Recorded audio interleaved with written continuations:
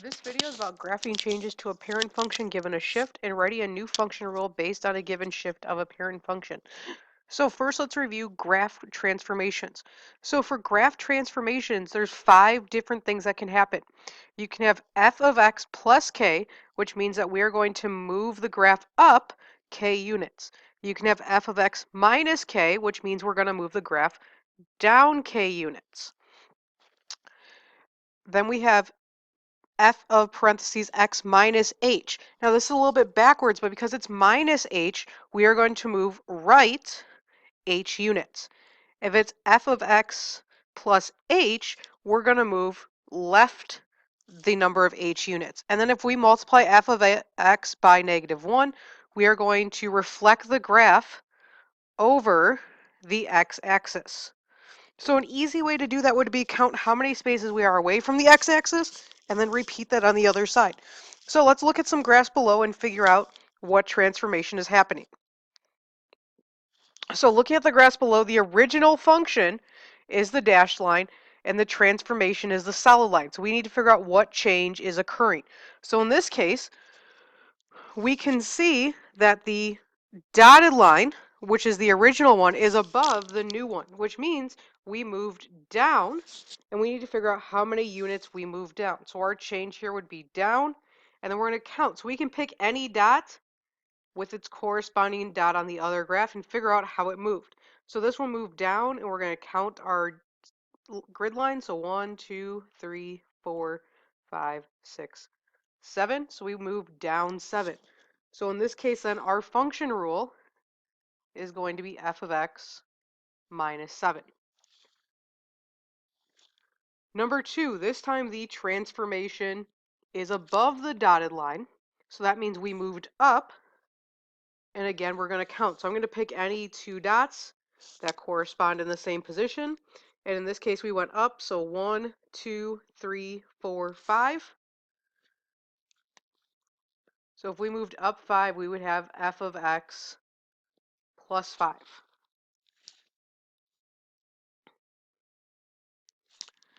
Number 3, this time we can see that the transformation, which is the solid line, as we recall from up here, the solid line moved to the left, so our change is left, and we're going to count how many we moved. So from the dash to the solid, we moved 1, 2, 3, 4, 4 to the left. So we would have parentheses x plus 4 for our f of x. Number 4, we can see that the points have flipped positions over the x and y axis, which means that this is a reflection. And to show a reflection with our function notation, we have -1 times parentheses f of x. Now, number 5, we can see that the dots don't line up going in just one direction. So in this case, we're going to have 2 different movements. So going from our dashed, which is the original, to the solid, which is the solid line, we went down and we went to the right. So we went down, we're going to count how many to get even. So 1, 2, 3. And we went to the right. So we're going to count again. 1, 2, 3, 4. So in our function rule, remember that the right goes in the parentheses with the x and the up and down goes outside the parentheses. So we would have f of x minus 4 and then minus 3 because we went down 3. Number 6, to get from our transformation, from our original to our transformation, in this case I notice I went up and to the left. So I want to figure out how much did I go up. So I'm going to count 1, 2, 3, and I went left 1. So I went up 3 and left 1. So in my function rule, I would have f of x plus 1, and then outside the parentheses I would have plus 3. So now let's look at going the other direction. So they're going to give us a graph, and then we need to sketch the new graph. So in this case, it says sketch the graph of g of x plus 5. Well, plus 5 on the outside means that we are going to move up 5 units. So we're going to count from each point up 5. So in the first point, we're going to go up 5, place a new dot. From the second point, we're going to go up 5, place a new dot. From the third dot, up 5, place a new dot. And from the last dot, up 5, place a new dot. And then we're going to connect all of those points together. So the shape of the graph should still be maintained. We're just moving it to somewhere else. In number 7, we have g of x. Sketch the graph of g of x plus 4. So this time, because it's in parentheses, we're going to move right or left. And because it's a plus, this means we're going to move left 4. So from each dot, we're going to count left 4 and place a new dot. And then we're going to connect all of them to make our graph again.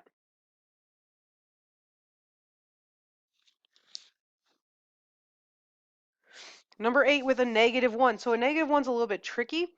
When we're doing a -1, we want to count how far we are away from the x-axis and then move that same number the opposite direction. So the first dot, when we count 1, 2, 3, 4, 5, 6, 7 away from the x-axis, so now we're going to go 7 down and place a dot. The second dot is 3 away from the x-axis, so we're going to go up 3. So you're always going the opposite direction of where it was. So the third dot is above the x-axis, so we went 6. So we're going to go down 6 to be below. And the last dot was 3 above, so we're going to go down 3 below. And then connect our points. Number 9, because this has 2 numbers in it, there's going to be 2 movements, which can be done at the same time. So the -2 means we're going to move right 2. And the -5 means we're going to do down 5. It doesn't matter which movement you do first, but we're going to do them at the same time. So the first time I'm going to go right 2, down 5. The second one I'm going to go right 2, down 5. Right 2, down 5.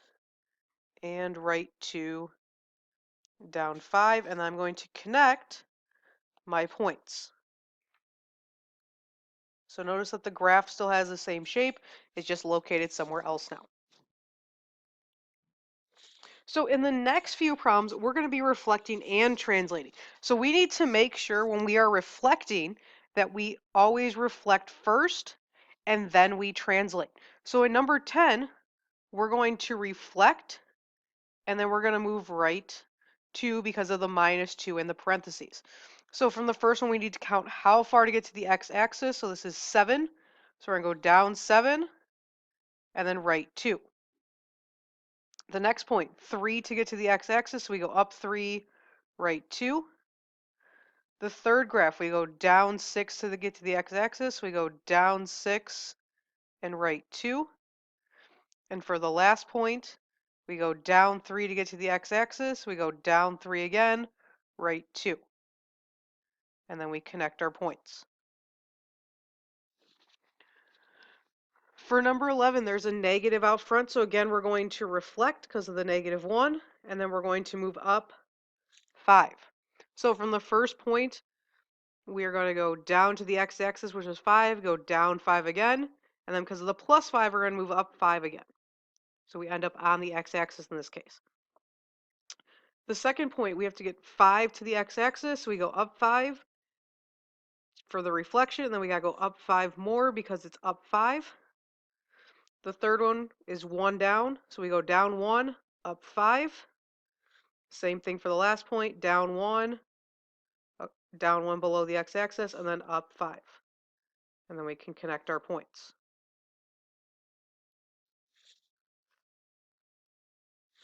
So number 12 is really tricky because there's 3 movements. So in this case, we're going to reflect first in the parentheses because it's a +1. That means we're going to move left 1. And the -4 means we're going to move down 4.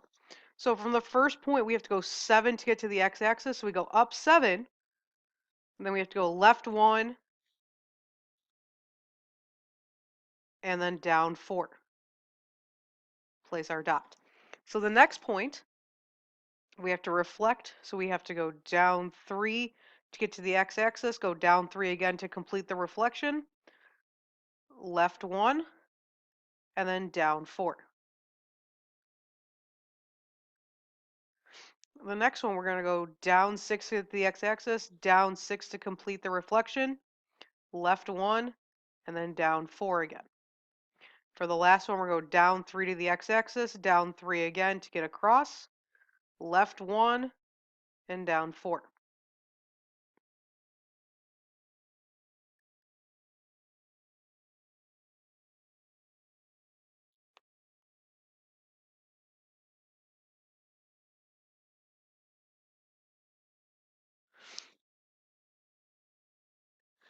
So remember that the f of x plus k is going to move our graph either up or down. Up if it's positive and down if it's negative. X minus h is going to move the graph to the right or to the left. If it's plus, it's to the left, and if it's minus, to the right. And the negative is going to reflect over the x-axis. So we can always determine a shift in a graph based on the changes made to the parent function. So the equation f of x equals x squared is called a parent function. And this models our original equation before we start doing our shifts. And there's a bunch of other examples of parent functions below. So when we have an f of x plus k, we are going to move the graph up or down k units. So in this case, when we have the plus 9, that means we're going up 9, and the minus 15 means we're going down 15. Remember, when it's in the parentheses, that means we are going to move to the right or to the left h units. So in this case, when we have minus 3, we are going to move right 3. And when we have plus 9, we're going to move left 9. Whenever we have a negative 1 in front, remember that we reflect over the x-axis.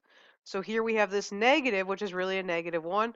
So we are going to reflect over the x-axis.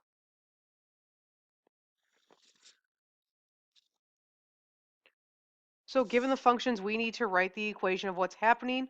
So in the first one, we have f of x equals x squared, shift to the right 3 and up 6. So we're going to write f of x equals, in parentheses, we're going to have our right. So if we're moving right 3, we're going to have x minus 3. The exponent goes always outside the parentheses if we're doing a left or right movement. And then up 6, so at the end we have plus 6. In number 7, we have f of x equals x to the 4th. Reflect over the x-axis and move left 9 units. So we have f of x equals, we need to multiply by negative 1 with the x because we're reflecting. And because we're moving left, we're going to include the x in parentheses. So we have x plus 9 to the 4th power. So the power always goes on the outside when there's a left or right movement. Number 9, we have f of x reflect over the x-axis, shift right and down 2 units. So we have f of x equals negative 1 times the absolute value. We're going right 3, so in the absolute value we'd have x minus 3, and then up 2. So on the outside we'd have plus 2. Now, number 10 is a little bit trickier because it already has some movement happening in it. So we have f of x equals negative x to the 3rd, reflect over the x-axis and right 19. So we have f of h, or h of x equals negative 1 times negative x, and then in parentheses with the x, we're going right 19, so minus 19. Now, the two negatives cancel out, so our final answer would be h of x equals parenthesis x minus 19 to the 3rd power. Number 11, we have f of x equals x plus 3 squared, and we're going to shift right and up 3. So in the parentheses, we already have something happening. So we're going to include the x plus 3 and then right 7, so minus 7 squared, and then plus 3 on the outside for up 3. So we're going to simplify this. So we get f of x equals x minus 4 squared plus 3. Same thing for 13. So we have h of x equals x squared, or x minus 7 cubed plus 13. So in this case, we have h of x equals parentheses x minus 7 was already there. We're going right 9 units. So we're going to do minus 9 cubed plus 13, and then we're going down 17 units. So minus 17. So we're going to combine like terms to simplify. So we get h of x equals x minus 16 cubed minus 4.